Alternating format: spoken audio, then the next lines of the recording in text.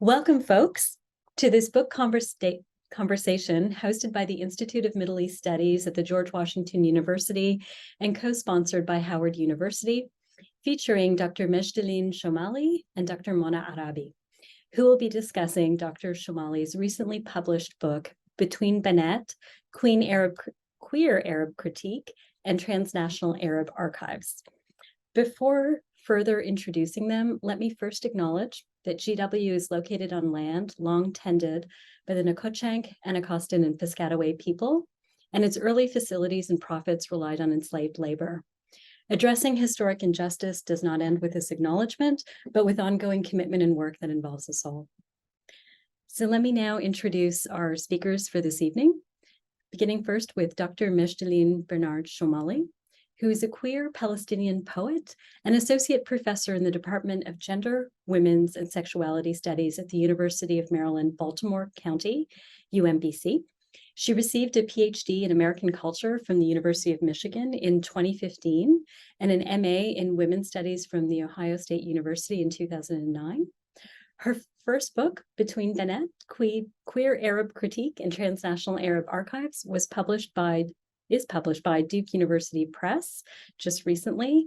And for the 2023 to 2024 academic year, she is in residence as a fellow at Cornell Society for the Humanities. And at Cornell, she is working on a project called Palestine Matters, Aesthetics, Embodiment, and Pleasure in Palestine, and is teaching a seminar called Feeling Free, Radical Aesthetics and Political Affects. Welcome, Dr. Shomali. In conversation with Dr. Shomali this evening is Dr. Mona Araby, who is an assistant professor of political science at Howard University and editor of The Imminent Frame, a digital publication of the Social Science Research Council that advances scholarly debate on secularism, religion, and the public sphere. She is the author of Devotion to the Administrative State, Religion and Social Order in Egypt, which is published by Princeton University Press and is forthcoming next year. And we hope to host an event at IMES focusing on the book. And the book examines the claims-making practices of religious minorities who seek recognition from a state that ostensibly marginalizes them, highlighting the surprising implications of this desire for religion-state entanglement.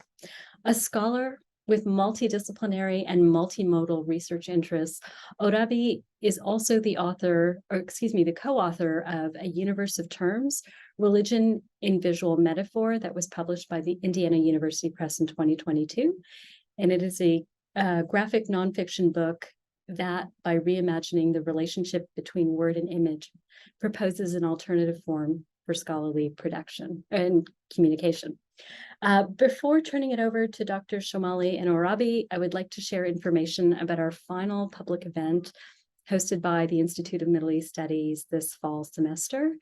It is taking place this coming week, and it is entitled Between the Colonial, the National, and the Authoritarian, The Two Faces of Israel's Regime Overhaul, featuring Dr. Yael Verda, who will be in conversation with our own Dr. Ari Dubnov.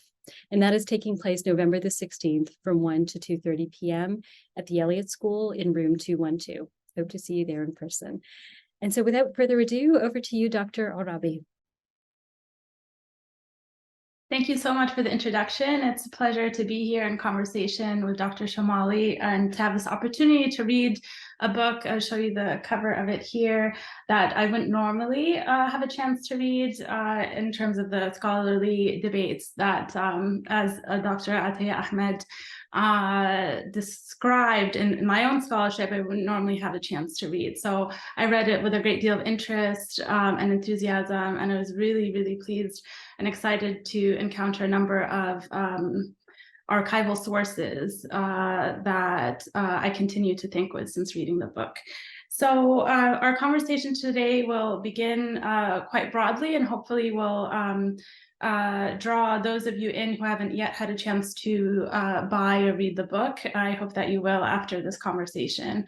So as a starting point, I thought I would ask about, and this is covered in the introduction, but I'm inviting our author here, our featured author, to talk about what motivated this project, what she was hoping to accomplish by writing it. So where did this project come from? What was its impetus? And what do you hope it accomplishes? Yeah, thank you for that question. I was hoping I could actually just read the opening paragraph of the book, if that's okay with folks. And then I'll talk a little bit more about what I hope the book is doing and who I hope it's reaching. So again, this is just the first paragraph of the book.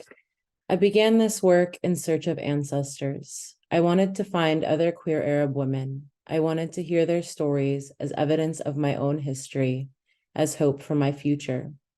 But I looked for ancestors without knowing their names.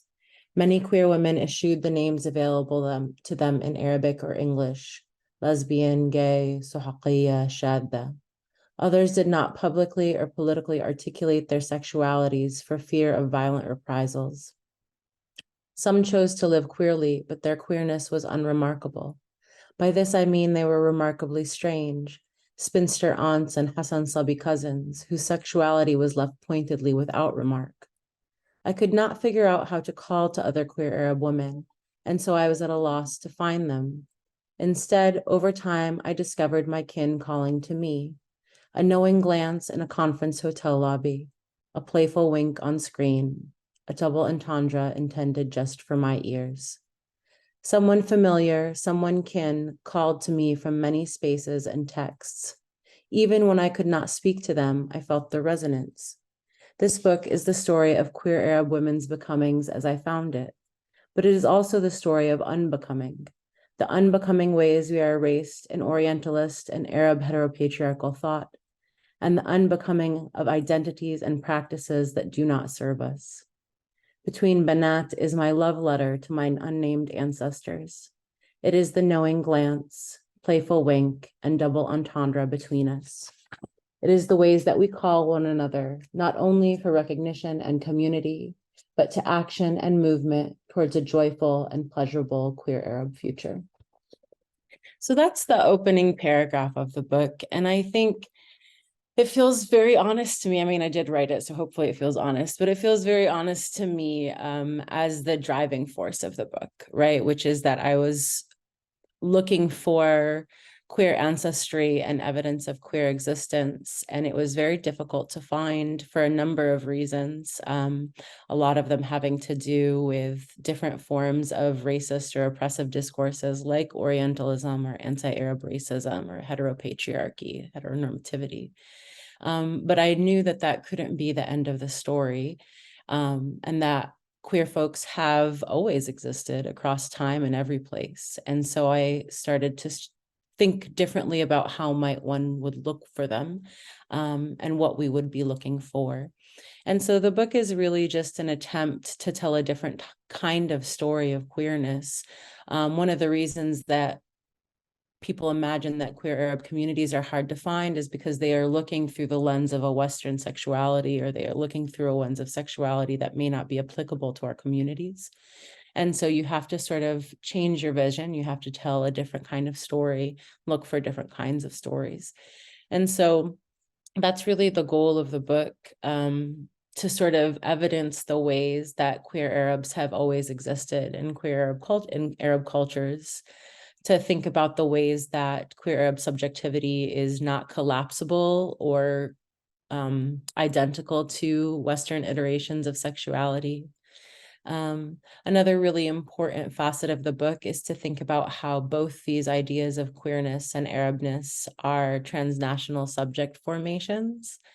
And then I would say, lastly, one of the really important facets of the book is its emphasis on women and femininity. A lot of times when we do hear about queerness in Arab communities and queerness in communities broadly, we hear about men and masculinity. And this has a lot to do with how heteronormativity structures our interest in subjects, and heteropatriarchy structures our interest in different kinds of subjects. But for me, it was really important to center women and to center femininity and to center different kinds of subjects and see what we could learn about ourselves and our histories and our futures with those less studied groups at the center. Thank you for that explanation. I do want to follow up on something that you've said here because the title of the book is Between Banat. So I want to return to your emphasis on women. In the introduction, you emphasize what you call the primacy of women's intimacy. You write that these relations are often overlooked as viable sites of inquiry. So I want to invite you to say a bit more about what we fail to understand about queer Arabs, if the feminine aren't centered in scholarly discourse. So what is it about the specific subject position of women that interests you or that you're exploring in this book? Yeah, thank you for that question. I think it's a great one. I think first, let me say, just because Banat is in the title of the book, for those of you who aren't familiar with the word, I imagine a lot of you may be, but just in case, Banat is the plural of the Arabic word bint, and bint is usually used to refer to girl. That's the sort of literal translation. But if you are part of an Arabophone community, you may have heard bint used to talk about quite a few groups of people, and Banat to talk about quite a few groups of people. And in my research, repeatedly, the women's organizations and communities that I looked at were not really calling themselves by any of these names that you might have heard elsewhere, like sohaqiyya or lesbian. They were calling themselves banat or sablaya, right? And so I wanted to choose a word that communities were using to talk about themselves. And it also sort of functions to remind us that when we are talking about Arab sexualities, they can't be easily duped or swapped for something like a lesbian subject, right? That when we use a different word, we're forced to sort of think of a different community and a different history and set of practices. I think that women's stories, unfortunately, due to sort of rampant misogyny across the world, are often really overlooked. And femininity in particular is treated as a flat foil to masculinity or something that is de facto not very radical. And so, for example, in feminist movements, there's often this sort of gesture towards masculinity or androgyny as somehow a more radical or powerful position, because femininity is sort of seen as a place of subjugation or victimhood. And in queer cultures, you see that same sort of emphasis as well. There's like a common phrase in like dating sites, no fats, no femmes, right? And so femininity is not a desirable quality in queer communities between men, but it's also often not seen as a desirable quality between women. And again, you see that sort of enamoration of masculinity and the uplifting of masculine of center forms of presentation, which of course are brilliant and lovely, but what are we overlooking when we don't look at and think about femininity? And my contention is that a lot of the things that femininity offers are actually really radical world-making things.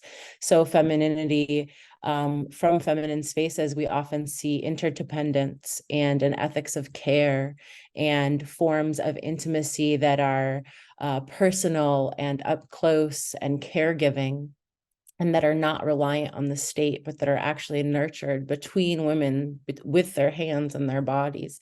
And that this form of caretaking that turns away from the state and turns toward one another is a really radical form of intimacy and a really radical form of caretaking. And so for me, that's something that you really gain when you take femininity and women seriously. You gain all of the myriad ways that femme of center subjects have taken care of one another and protected one another from violence when the state and other factors of their community have failed to do so. I would also say that we get this idea that queerness doesn't exist. Like there's this common idea that queerness doesn't exist in Arab cultures. But in my research, one of the most delightful things that I came to learn was that intergenerational queer Arab women's communities are plentiful across the Arab world, and that multiple texts that I study and multiple people that I spoke to referenced these intergenerational women's communities that sort of were in the know about one another, that mentored one another, that gathered together and celebrated together and mourned together. And so just looking towards this this group of women and group of folks allowed us to trace a much longer allowed me to trace a much longer narrative of what queerness has looked like in Arab communities. Rather than sort of assuming it's erasure, we could actually really testify to it through attention to women and femininity. I think the last thing that I would say is that a lot of the queer organizations in the Arab world are started by feminists and women and femme of center subjects, right? And so, like, just to give you an example, Aswat is one of the longest running queer organizations in the Arab world. It runs out of Palestine. And Al-Qaws, which is another queer Palestinian organization, grew out of Aswat. And so there's a literal legacy of women's organizing that is at the forefront of our queer movements. And so when we don't attend to women as viable, radical queer subjects, we are also erasing those histories. Thank you so much for that. And that helps us segue into to give people who are in the Zoom room right now a sense of how you develop these claims and these arguments over the course of the book.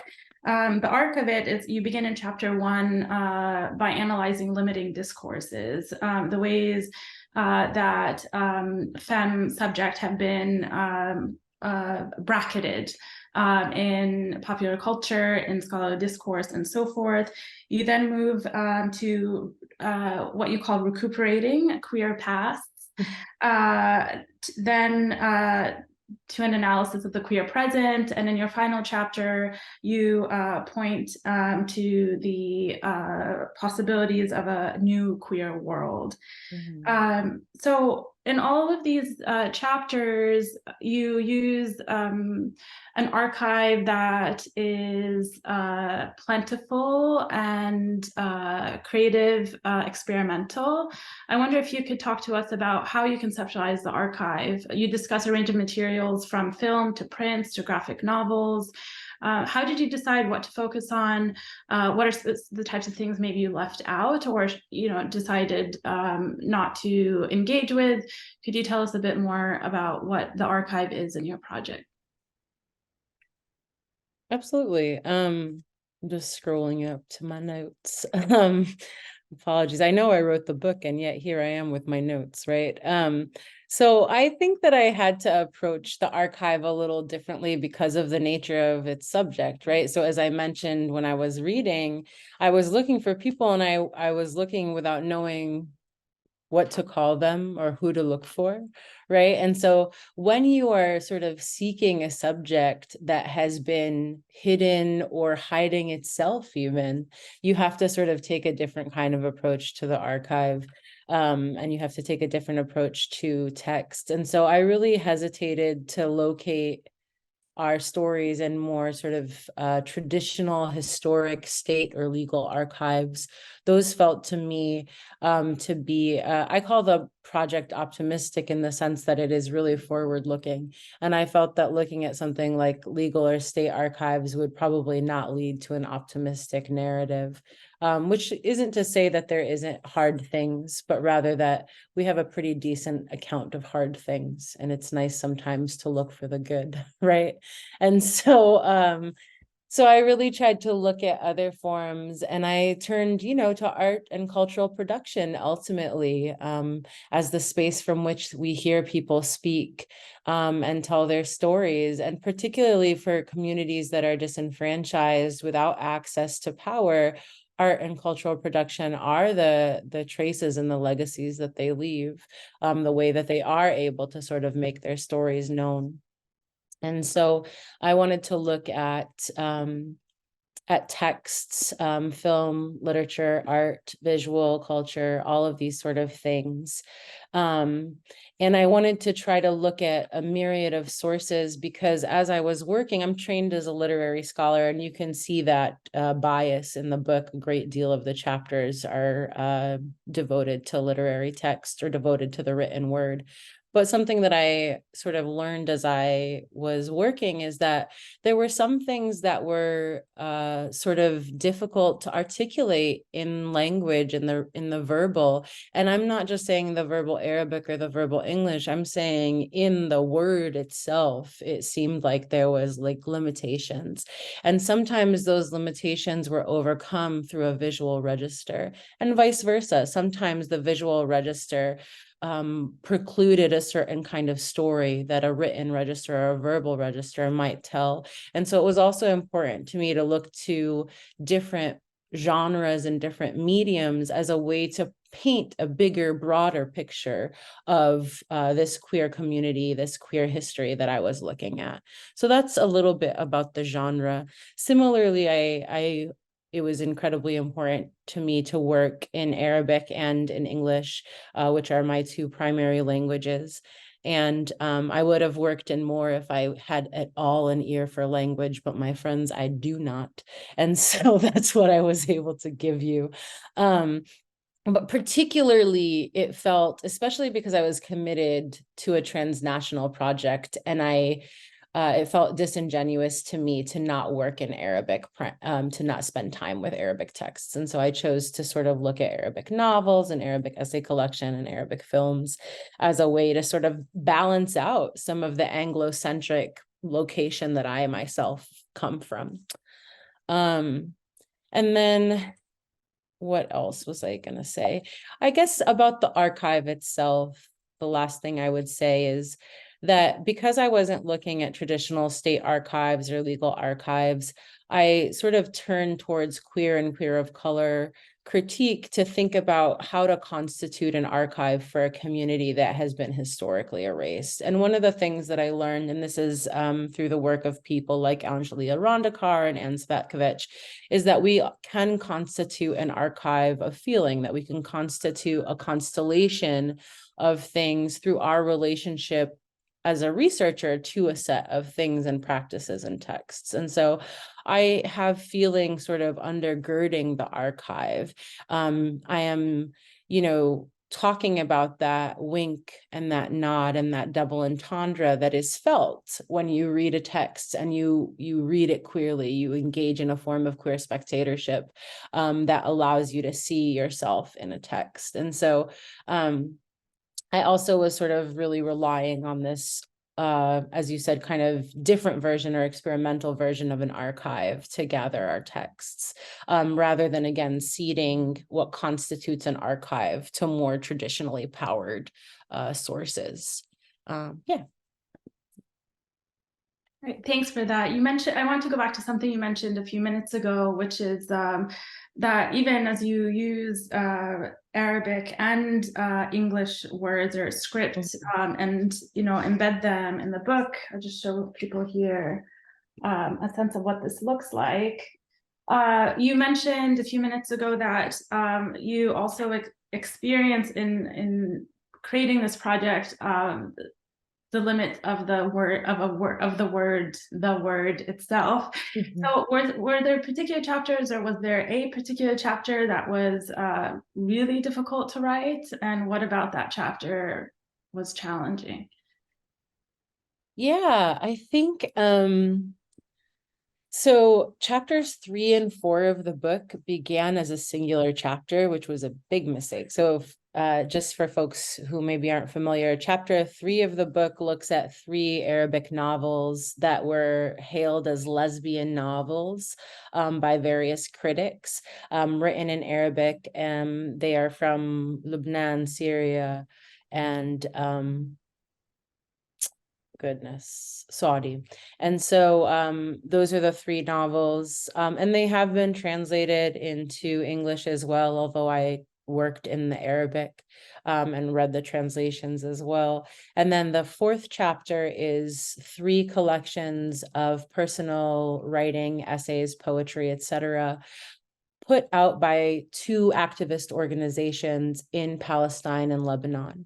And so Aswat in Palestine and Meme in Lebanon.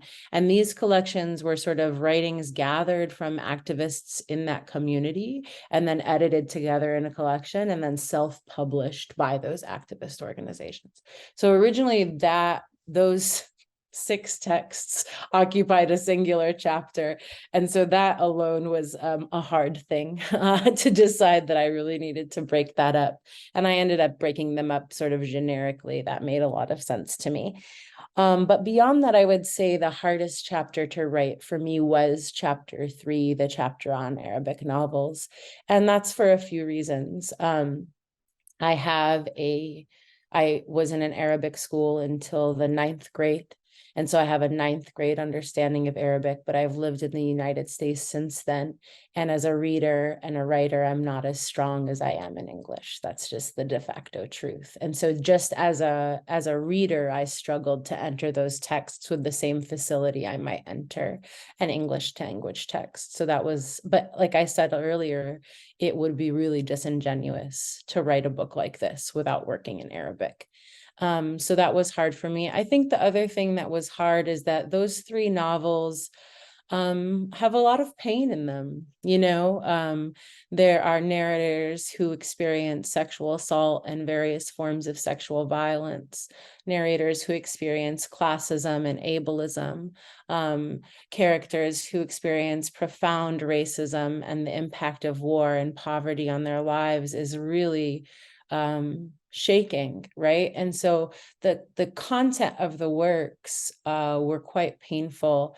And it was important to include these stories to illustrate the ways that queerness is happening in our cultures. But what was really sort of ended up being helpful to me in those books was even through the midst of those painful depictions of life and the trauma that these characters faced and the kind of stories that they told, they also were really committed to offering critiques of these power structures that were creating the violence that they experienced. So the violence was not emerging from their queer identities. The violence was emerging from homophobic states and ableist states and anti-Black states. And so the novels do a really kind of important work to outline the ways that queer liberation is entangled with all of these other forms of liberatory practices, class and religious and otherwise. And so even though it was hard to read, it was also really inspiring to read the ways that these writers were able to sort of lay bare the conditions under which queer people were suffering and undermine the idea that their suffering was exclusively from some sort of exceptional Arab misogyny or homophobia. No, that's not what's happening. Ableism is happening. Classism is happening. Those exceptional forms of Arab misogyny and homophobia are informed by long-term histories of colonialism and settler violence and religious fundamentalism, right? There's all of these other things happening. It's not just a question of like, oh, Arab culture doesn't have room for queerness. That's not really the end of the story. So yeah, that was my hardest chapter, but I think also a chapter that offered a lot for how to think about queer cultures in the Arab world. That's helpful. Thank you. And I have a handful of questions that directly engage the theory and method and the comparative implications of your project. But before I get to those, I want to idle maybe a little bit on the hopeful, the joyful that you find in the archives that of queer relationality among women. And I wonder if we can talk a little bit about the film Bar Bahar and the friendships that sustain the protagonists of that film, demonstrating exactly what you mentioned a couple of minutes ago, which is there isn't an overall arching misogyny that shapes some of the life paths of any of these women, but they do experience patriarchal structures and norms in their individual lives, and also challenge them in very interesting and surprising ways through their queer friendship. Yeah, so Barbahar is a Palestinian film directed and produced by Mejdulene Hamoud. It stars three brilliant, beautiful actresses whose names I cannot come up with on the fly, but they are in the book if you want to check it out.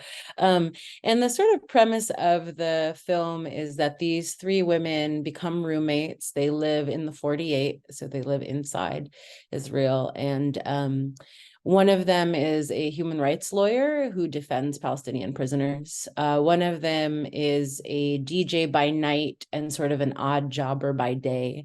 And she is the queer character in the film. And then the third one is a accounting student at college, and she comes to live with the former two a little later. And so the story really revolves around the friendships between these women and the way that they take care of one another. And maybe the central plot line of the film is that the student experiences apologies for spoilers, folks in the crowd, but the student experiences a sexual assault, and I won't tell you how they do it, but the two roommates end up sort of getting a form of justice for her that she dictates. They ask her, "What do you want?" And she tells them, and then they figure out how to make it happen for her. And it's not a vengeance plot. It is the freedom that she craves from the situation that led to this violence. And so and the film is just chock-a-block with these moments of joy between the women and moments of care between the women, whether it's like sharing cigarettes and food and making coffee for one another, dropping each other off at work, picking each other up, or even at this sort of farther end of like, how can we help you recover from your sexual assault, right? Like that is a massive act of care. And it, again, they turn away from the state to do it. They manage it as a community. And so that's really like the beauty of these intimacies between these women. And even though the story that I'm telling you is a very painful story, they still have joy between them. There's this beautiful scene in the film where one of the roommates is at home and she's sort of like slowly starting to dance by herself and kind of like let loose a little bit. And then another roommate joins her and they dance together and they sort of fall back onto the couch laughing. And there's just this like explosion of like joy, right? And we don't often get to see Palestinian joy. We don't often get to see women's joy. We don't often get to see queer joy. We often get to hear these really horrifying stories, which of course exist and are present, but they are not the only story. And a lot of our joy is combatant of these oppressions and these violences. So yeah, Barbahar for me, I mean, I've watched that film, as you can imagine, hundreds of times, and it's still, like I still feel verklempt when I think about it because it moved the women's friendships with one another and the way that they take care of each other move me so much. And I really think that that is the model moving forward, is an ethics of care for one another, to ask one another what you need and then to do your damn best to provide it. Like that's just a really beautiful way to move through the world and to achieve a kind of justice. I don't know if that got at your exact question about the film, but I do think that there is a great capacity for intimacy and joy and pleasure that the film demonstrates, as well as a great capacity for care and justice. It does get at my question. Thank you. And for those who haven't yet read, but will soon hopefully read the book, the discussion of Barbahar is in the 5th chapter, which is the final chapter of the book, and it's the term that orients analysis is sahq, which is a medieval Arabic word that describes a sexual act, a sexual subject, a social and political practice, and/or an orientation. So has a very elastic application and use. And the question I have here, the thing I want to ask about is, so pointing to the use of this term as also pointing to queer femme futures. Several of the texts and practices you discuss were created by Palestinians or located in Palestine and can be said to circulate in the diaspora. So the question is, in what sense would you say that Palestine as a place, a people, a heritage, is the paradigmatic site from which to imagine a queer future? And how, if at all, has your thinking about this changed or been solidified in the past month? Yeah, thank you. So I would say that I always believed that Palestine is at the forefront or one of the core vectors of our queer future, and I believe that now more than I ever have. I would say Palestine is at the forefront or the core vector of all of our liberation movements. As many say, it is a litmus test for the kind of revolutionary politics one has. But beyond that, wherever you sort of locate yourself with regards to Palestinian solidarity and struggle, Palestine indexes a number of overlapping systems of oppression.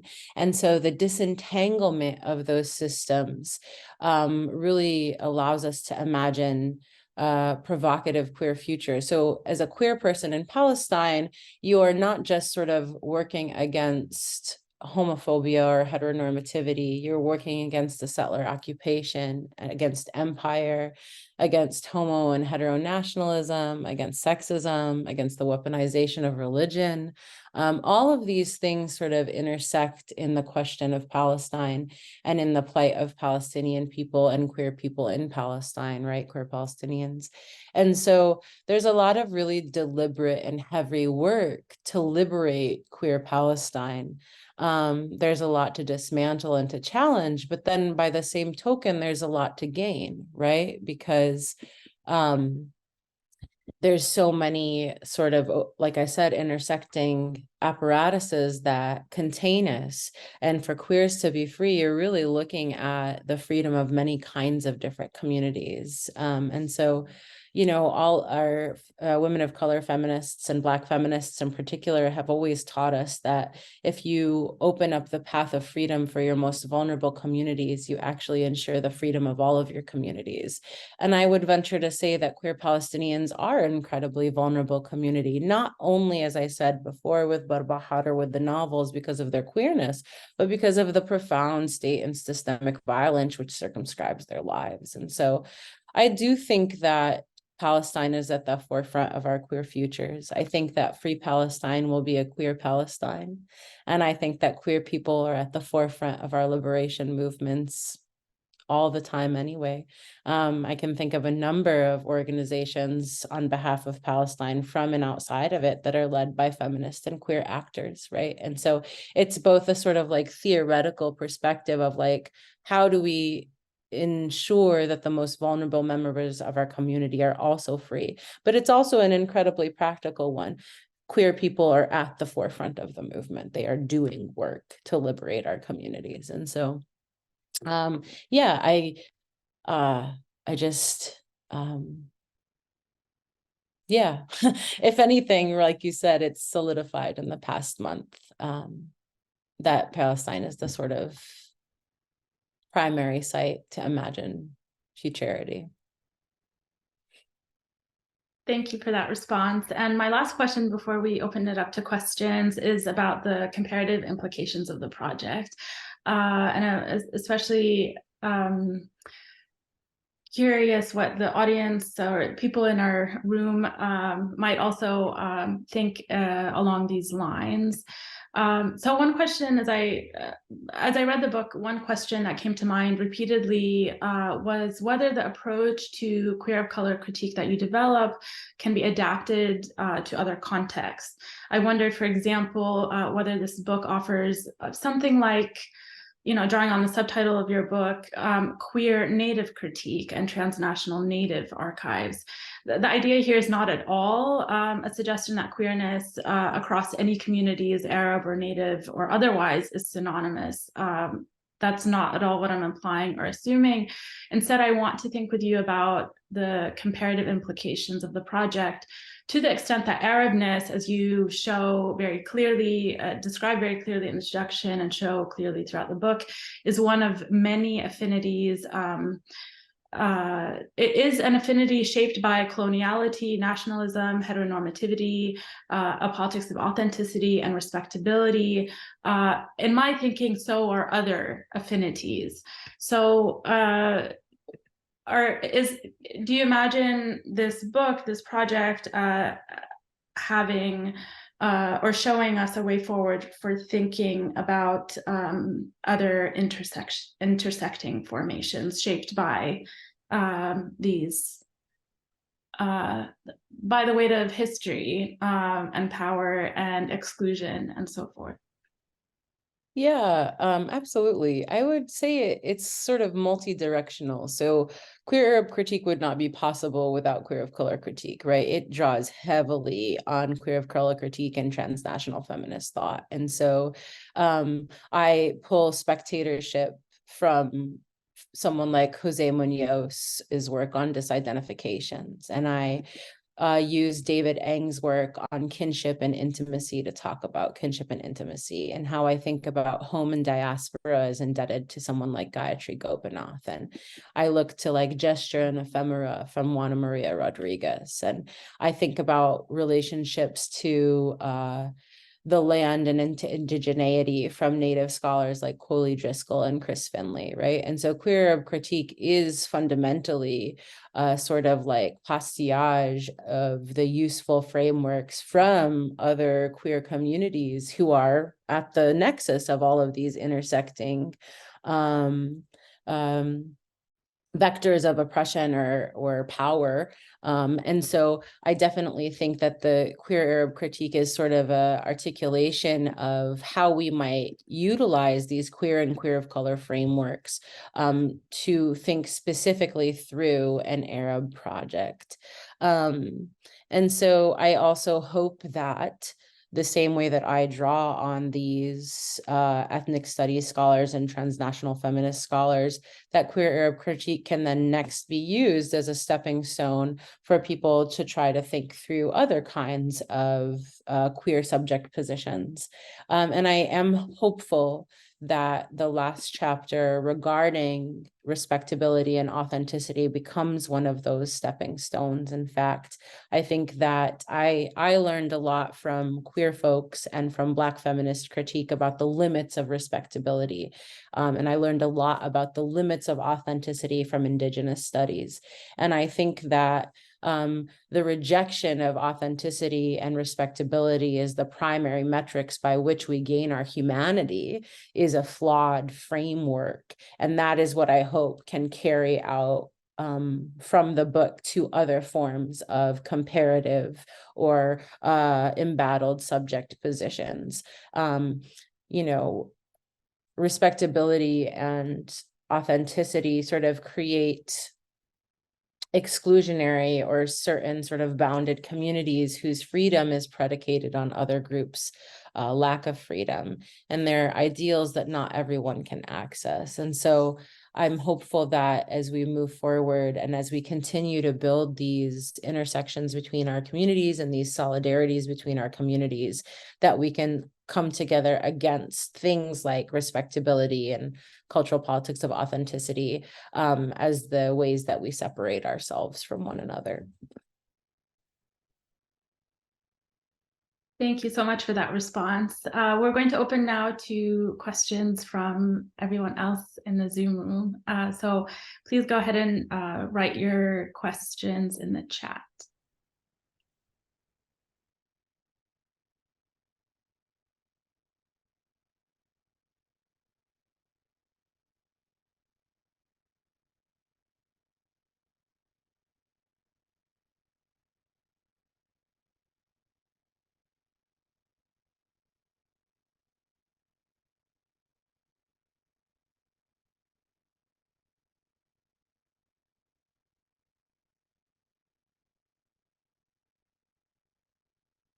I know it's late.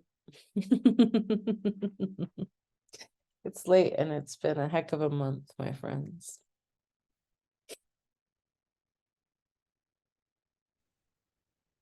I got a direct message that says, I have a question, but I need a moment to write it. So there is also a question in the Q&A box. Do Oh, you want okay. me to read it out, or what would be helpful? Oh, I can read it if you want. So this question is from Aaron. Aaron asks, can you say more about the cultural politics of authenticity? That's a new term for me. Yeah, thanks, Aaron. So the cultural politics of authenticity is a term that I take from Nadine Naber's work on Arab America, and it refers to the ways that communities who are threatened by assimilation or white supremacy might turn inward and sort of double down on certain things that are perceived to be authentic metrics of the culture. And often those authentic metrics of the culture are rooted in gender and sexuality. And so you can sort of imagine this by thinking about like, a diasporic US Arab community sort of framing whiteness and Americanness as sexually permissive, and then thus understanding and defining their Arabness through a lack of sexual permissivity or a stricter understanding of gender and sexual rules in the community. So that's what the politics of cultural authenticity are about. And so the problem with this, right, is a few things. One, it is an erasure of our actually very varied and colorful gender and sexual history in the Arab world and elsewhere. And it is also a reactive posture. And it is also something that gets taken up as a tool of imperialism, right? So something that we see happening in Palestine now is pinkwashing, which is not new. We've often seen the idea that Arabs are exceptionally misogynist or exceptionally homophobic, that is a part of their authentic culture, as a reason why we must invade them, free their women, civilize them, a reason why they are inhumane and why they have to be disbanded or de-established or what have you, right? And so this idea of a culture of authenticity that is predicated on gender and sexual normativity is not only inaccurate, it is also harmful to our communities. It plays into colonial and imperialist scripts that disenfranchise us and dehumanize us. So yeah, I felt like that was a heavy answer, but that is what I would say the politics of cultural authenticity are, the politics of authenticity are. There are a couple other questions in the Q&A box, so I think, shall we keep going? I think so. I also got one directly sent to me. So we can go in any order you like. I've got 6:18, 6:20. What time did yours come? 6:18. Okay, so we'll go 6:18, 6:18, and then 6:20. Okay, so this one is from an anonymous participant who asks, I was just curious about how you envision your type of work being built upon and added either to organizing spaces or tying to the heavy surveillance of Swana folks. Yeah, that's such a great question. And I actually think that pinkwashing leads really directly into this, what we were just talking about. So one of the things that happens in the Israeli-Palestinian context is that Israeli intelligence will use queer dating apps that operate in Palestine and in the Arab world to sort of seek out queer Arabs. And then once those people are sort of known to them, they threaten to out those people unless they become information sources for the Israeli army. And so this is obviously an incredibly violent process, and it's also a process of surveillance. And so I think one of the ways that our work as queer people, as queer organizers, can disrupt a surveillance state is to work on dismantling the justification for that dismantling the fear that allows that surveillance to work, right? So how can we work with our communities to be more expansive and thoughtful about gender and sexuality, to be more inclusive of non-normative genders and sexualities, so that the threat of being outed is not actually threatening, right? And it's not necessarily that we then must come to this sort of Western narrative identity where, you know at a young age that you're gay and you come out and it's a big to-do, but rather that we normalize gender and sexual non-normativity in a way that its very present isn't able to be weaponized. So I think that could be one way to sort of think about the surveillance of Swana communities. And I think too, one of the asks of my book is that we recognize our shared investment in challenging gender and sexual norms, that it isn't just freedom for queer people that is on the line. It is freedom for all of us who are negatively impacted by normative gender and sexuality. And that is all of us, right? That is all of us who are harmed by violent iterations of masculinity, or the presumption of masculinity as violent.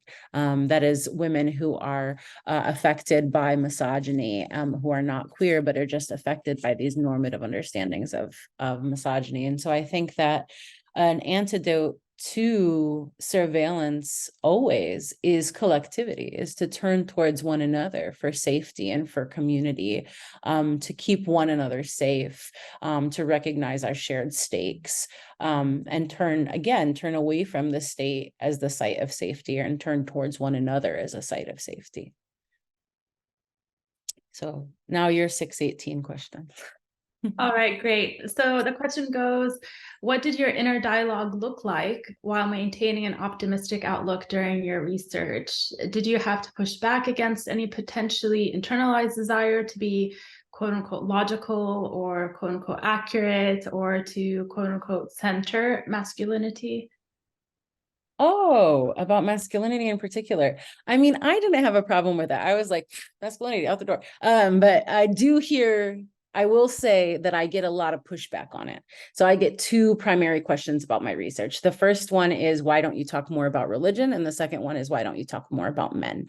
And I think the fact that I get those questions over and over again is really telling as to why I don't talk about them, right? And it's because we have presumed that religion is the central axis along which all of these issues pivot. And it is an axis, but there is no central axis. It is a net, it is a network, right? And so I chose to leave that off. And similarly, I think the sort of investment in men and masculinity, it does sort of speak to this fetishization of Arab masculinity as like, aggressive and hypererotic and violent, and this sort of fascination with like, what does Arab masculinity look like if it's queer, when we have this incredibly deviant sense of Arab masculinity sexuality already, right? And so for me, turning away from those things, I find kind of delightful, right? Like I find it delightful to be like, no, I'm actually not going to talk about religion, and I'm not going to talk about men. I don't think that means I'm not telling the truth or that I'm not being logical or rational. I just think that my lens is focused somewhere else, and I don't think that by looking for I don't think that looking towards hope should be perceived as inaccurate or illogical. I think that hope is actually one of the most hope doesn't emerge from ignorance. Hope emerges from a keen understanding of what the stakes are and what could be if we meet them. And so that's never been a fallacy position for me. That has always been an incredibly informed position in my interpretation. And then I guess just personally, of course, there are moments when I'm researching and writing where I find myself pained by the violence that our community faces and hurt by the erasures that we see and things like that. And ultimately, I turn to the activists that I study, who are sort of relentless, right? Who are tireless in their in their work against these violences and towards our liberation. And I'm just like a scholar with my books, right? And that's important work. And I can be tired, but ultimately, this is a long-term battle, and I owe it to my people. It sounds so cheesy, but it's true, right? Like I owe it to my people to not lose that hope and to not internalize those messages and shut down. So. All right, back to you with the questions. Yeah, so this question is from Murray. Murray asks, in writing the book in English and in American contexts, what narratives and politics did you write it against, if any? Yeah, I would say that these sort of Orientalist and anti-Arab scripts are really at the forefront of the American narrative about Arab culture. And they have been internalized by a lot of Arabs as well through that cultural politics of authenticity that Aaron asked about. And so I had to write against those narratives of exceptional homophobia and exceptional misogyny that are attributed to Arab communities in order to be able to talk about what actually did exist between the lines between Banat and our communities. And I also would say I had to write against this really entrenched Western idea of what queer sexuality looks like. And so a lot of times we sort of assume that the West has purview on queerness, and it is articulated into a set of, clear demarcated identities like lesbian, gay, bi, trans. And each one of those has a specific narrative. And it's usually, it involves something like, some gender trouble as a child, right? Tomboys and femboys and stuff like that. And then, gradual realization of your queerness, and then this big coming out narrative and everything that entails. And when I read and learned about queer folks in the Arab world, coming out wasn't the same kind of emphatic narrative that we see in a Western context. So in as much as I'm writing about Orientalist framings of Arab culture, I'm also writing against queerness as only a Western kind of narrative, or as only a narrative that can exist the way that it exists in the West, a story that can only be told the way that it is told in the West. My next question to myself, no, I'm just kidding. Anonymous participant this is an anonymous question. What advice would you give to what advice would you give to young self-exiled Banats who are building their stories elsewhere? Oh, that's such a lovely question. I think that I have a few pieces of advice. The first is, nobody gets to tell you that you're not Arab or that you're not queer. Those are yours. No one can take them away from you. Not an Arab, not a queer, not anybody else. Nobody gets to tell you you are a bad example of your religion or that you are against God. Fuck that person. Fuck those people. Any God that is not capacious enough to love its children is not a good God in the first place. So just remember, if you can, at your core, that who you are and what you are is yours. No one else gets to define it. No one else gets to take it away from you. Nobody else gets to tell you that it's wrong. The other thing I would say is that find the people who love you and find the communities that lift you and surround yourself with them in the absence of the ones that you hoped would be there, right? So if you found that disappointment somewhere, perhaps that's the self-exile that you speak of, to recognize that you have the capacity to make family anew and to find the people who love you and support you as you are for what you are. And that love that you will find with those communities will be richer and more fulfilling than you could have ever imagined. And that they will affirm to you what I have just affirmed to you, which is that no one can take it away from you and that there's nothing wrong with you. And that your community is waiting to embrace you. And that it's not just a community of the present, it's a past community and a future community. You do have ancestors and you will become an ancestor. And so you are part of a long, long history, no matter where you are. And again, that is not something that anybody can take away from you. So. And then I think this might be my last question, which is also from an anonymous participant. And the question is, what does a queer Arab future look like to you? What do you imagine? I'd like to imagine a space where, gosh, I would like to imagine a free Palestine. That's a queer future to me. I would like to imagine a space where we don't have to be exiled either by the state or by ourselves, to the previous question. I would like to imagine a community in which all kinks and all versions of one's sexuality are accepted, that we don't get to moralize about who is human and who is deserving of protection based on what we think of how they act out their sex lives, which is like the premise of respectability, right? I'd like to imagine a queer future in which our autonomy over our bodies is respected and is not punished for failing to meet up with how others believe one ought to handle one's autonomy over their body. I think that freedom looks like a lot of things. As a Palestinian person, mobility has always felt like freedom to me. The lack of mobility that I felt growing up in the West Bank and the lack of mobility that I feel today when I return home is not just a censure of Palestinianness, it's a censure around queerness as well, right?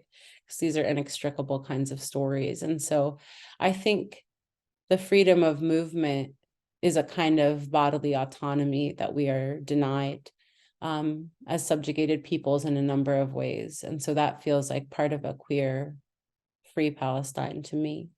I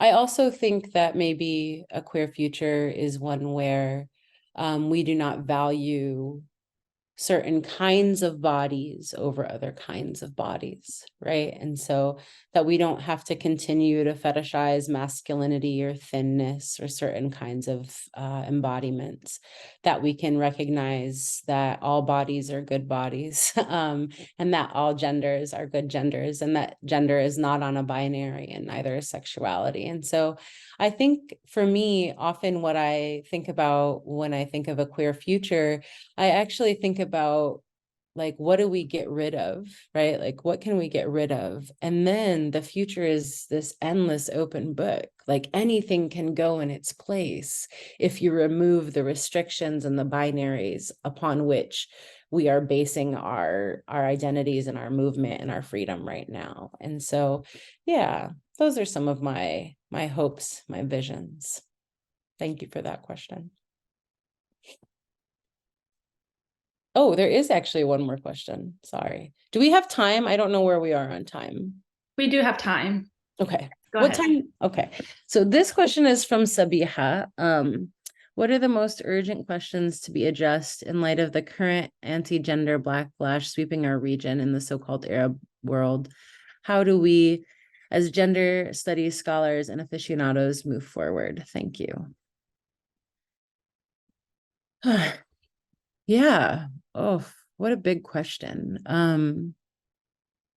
I think that we have to look to, as a scholar who is not currently residing in the Arab world, whatever that, this person put the so-called Arab world, so I'm going to give the scare quotes intended there. I think that as a person not residing in that place right now, I have always thought that I need to take my cue from the organizations that are on the ground and sort of look to them to what they think is the next big move and the next gesture. And I think that we can see lots of those things happening at various women's and feminist organizations around. There does seem to be an emphasis on like a more expansive gender education, for example. There does seem to be an emphasis on bodily autonomy. One of the projects I look at in the last book is about menstrual education for young people who menstruate. And that is something that has been lacking perhaps in many Arab communities, that's tied up with ideas of shame or ayib or embarrassment about women's bodies. And so those sort of initiatives seem really important to continue to work with from an intercommunity perspective or intercommunity perspective. And then I think also it becomes very transparent to us as every day passes that a great deal of the violence that women and queer people experience, they experience at the hands of the state, right? And that the state is sort of preserving its power through the disenfranchisement of women and queer people and other minority communities, whether they be religious or racial minority communities. And so organizing with one another, with communities who are in, what's the word, coalitional politics. We need a coalitional politics to oppose the state with, to sort of look towards other groups who are impacted by this heavy arm of legislation and actual militarization, right? That is perpetuating this violence, and work against that together in community, in coalition. And so I think that there's always, I think sometimes people perceive, because of the way that we frame Arab culture, as somehow it's the culture is the problem, right? It's the misogyny, the homophobia, the like backwardsness, all that Orientalist nonsense. We imagine that the battle should take place in the realm of culture and education. And that's certainly one battle. But we are, living in the belly of the beast. We're very aware that the state is also weaponizing all of those discourses against us and using them to continually perpetuate violence against us in many ways. And so we can sort of address the sort of community educational part, but if we don't address the state violence and we don't work in coalition with other communities subject to that state violence, I don't know that the cultural aspect will ever sort of take hold.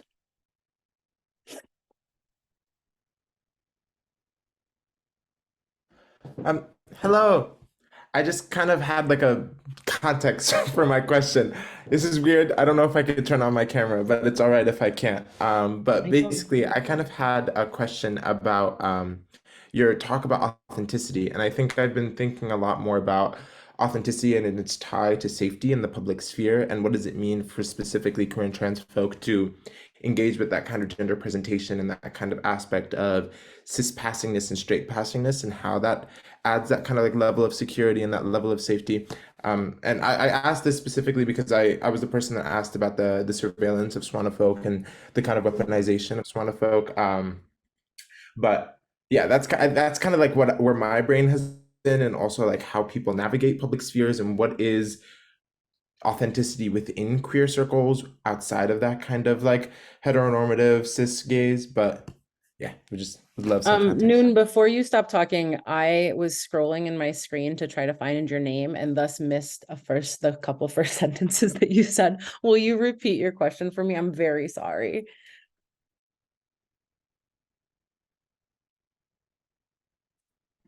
No? Sorry, I just needed for someone to unmute me. Okay, But apologies. I was just curious about specifically the questions of authenticity, Yeah. and also how we tie authenticity with safety in the public sphere. So I'm specifically doing my research because I work with Laura Deeb, and I do a lot of work on like trans Lebanon, and more so theatricality, artistry, and performance, and this nature of like engaging with the public, and how theater is that usage of like Jose Munoz and that aspect of like queer ephemera.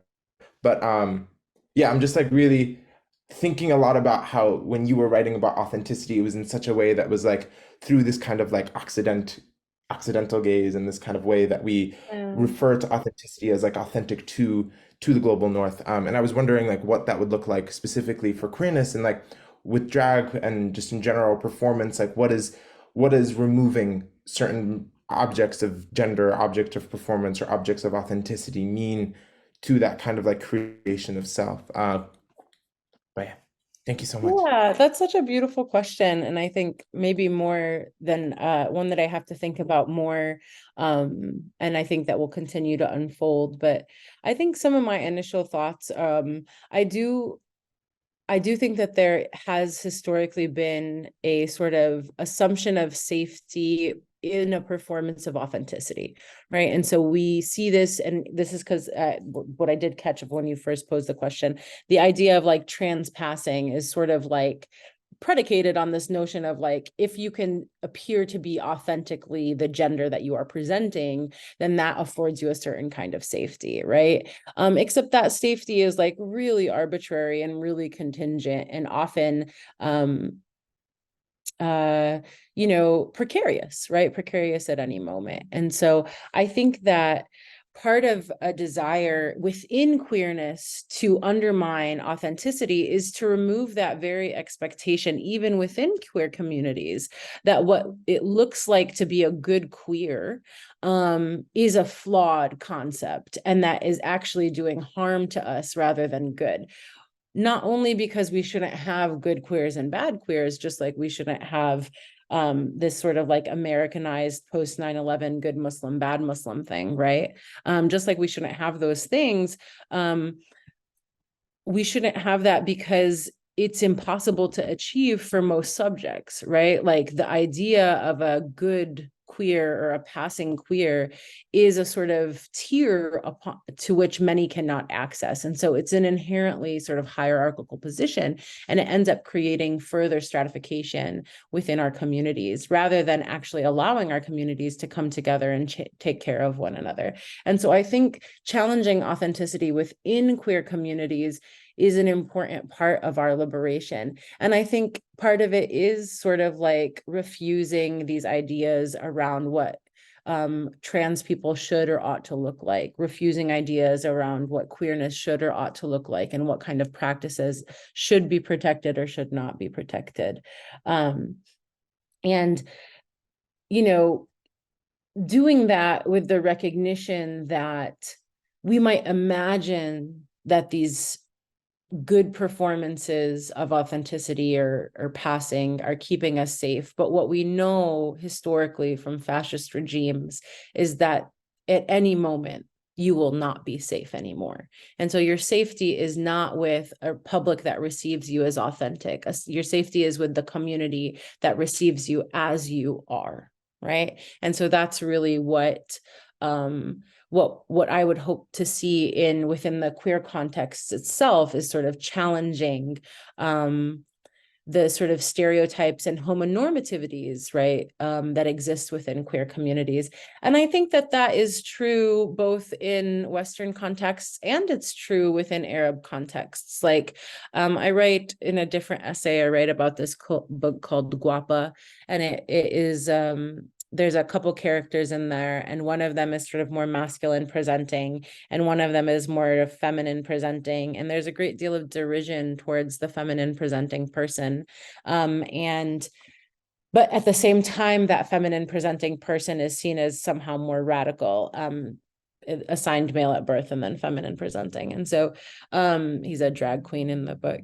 But that sort of like, even that construction, right, of like what authentic queerness looks like, the feminine presentation of a man, is doing harm to the community in the book itself, and doing harm to the real life community. And so these sort of hoops that we jump through, they exist in both contexts, and of course they do, because these contexts inform one another. That's one of the reasons why I consider queerness a transnational formation, because it's sort of impossible to disarticulate all of these discourses from one another and sort of see where one starts and the other one ends. And so, I think that's kind of what I have for you. I'm not sure that I got at all of the nuance of your question, but I really love it as a question.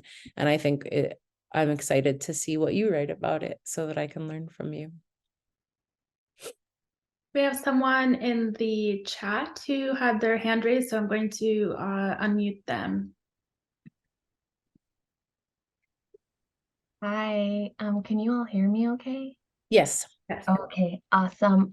I just wanted to also kind of clarify. I asked the question about like what was your inner dialogue while maintaining an optimistic outlook. And I guess like I just wanted so some context behind that question was I really feel that the world and higher education and pretty much any sort of establishment where you produce knowledge expects a lot of those terms that I used, so logical, accurate, right? And so working through that sort of pressure that sometimes operates in the back of your mind as you're creating this scholarship that like basically with all of your being is important to have in the world so that it doesn't die. Like lately, like I was reading Ganafani and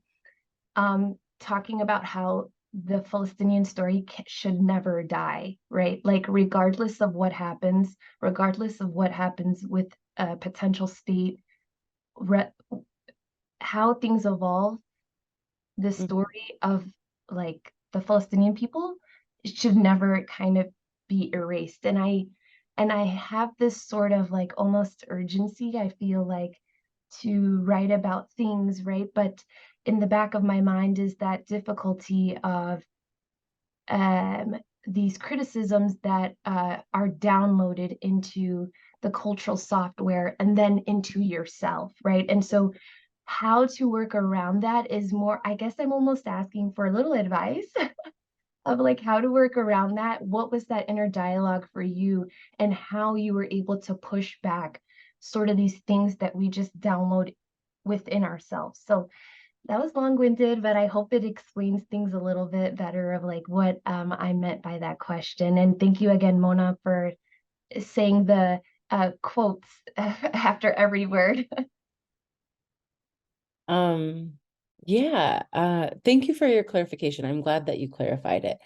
So partially what I'm hearing is that like as scholars within the Western Academy, one of the things that we sort of like download or internalize is this sort of like Western rationality, this Enlightenment methodology where like the provable thing, the objective thing, the truth with a capital T that's out there that you can find.